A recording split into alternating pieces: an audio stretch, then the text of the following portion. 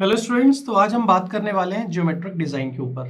Geometric design होता क्या है, इसको पढ़ने से हमें क्या फ़ायदे होंगे, इनके बारे में हम एक-एक करके डिस्कस करेंगे। बट इसको स्टार्ट करने से पहले हमें एक पुराना ओवरव्यू पता होना चाहिए कि अभी तक हमने क्या चीज़ों को पढ़ा हुआ है।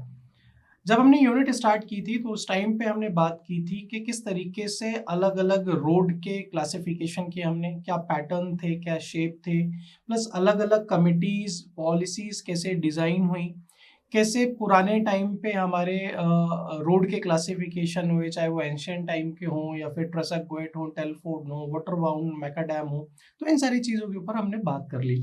तो हमने एक ओवरव्यू बना लिया है रोड को लेके। बट इतना ही पढ़ना हमारे लिए एक कंप्लीट डेटा नहीं होगा। तो उसी को आगे बढ़ाते हुए, उसी को आगे समझने के लिए कुछ चीज़ों को हमने इंट्रोड्यूस किया, कुछ चीज़ों को हमने कुछ इस तरीके से बनाया कि हमें आगे चल के कोई प्रॉब्लम ना हो।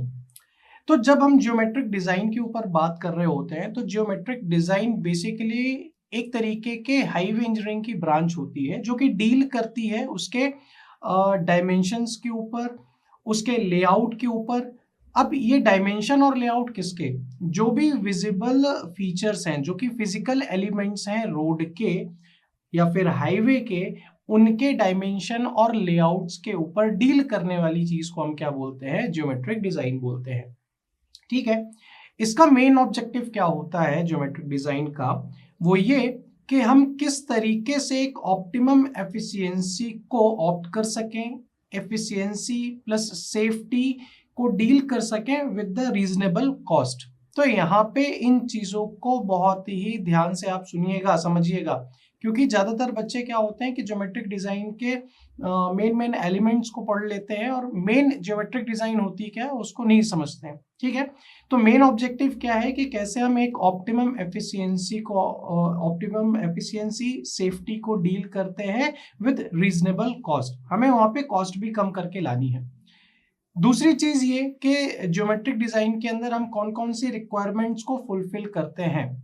जैसे कि अगर हम बात करें रिक्वायरमेंट की, तो ड्राइवर के लिए हम एक रोड इस तरीके से तैयार कर सके ताकि उसको कोई भी डिस्कम्फर्ट ना हो, उसके सेफ्टी से भी हम कोई कॉम्प्रोमाइज़ नहीं करते, व्हीकल के सेफ्टी और कंफर्ट से हम कोई कॉम्प्रोमाइज़ नहीं करते हैं। तो इन सारी चीज़ों के बारे में जब हम बात कर रहे होते हैं तो ये भी ज्योमेट्रिक डिज़ाइन के अंदर आ रहा होता है।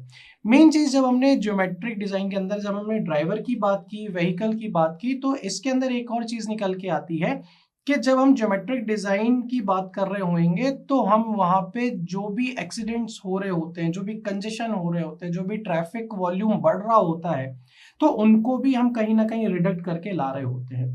अच्छा, इन सब चीज़ों से अगर हम एक बार कंप्लीट हो गए, कंप्लीट इन द सेंस कि हमने इन सारी चीज़ों पे वर्कआउट कर लिया है, तो कहीं न कहीं हमारे कॉस्ट में भी कहीं न कहीं कुछ ना कुछ इफ़ेक्ट पड़ेगा।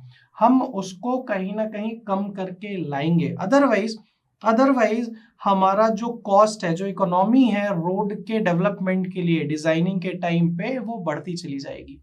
और बीइंग अ सिविल इंजीनियर या फिर हाईवे इंजीनियर, हमारा ये एक काम है कि हम हाईवे को अच्छा मजबूत तो बनाए ही बनाए, साथ ही साथ हम उसकी इकोनॉमी पे भी वर्क करें ताकि वो कम हो।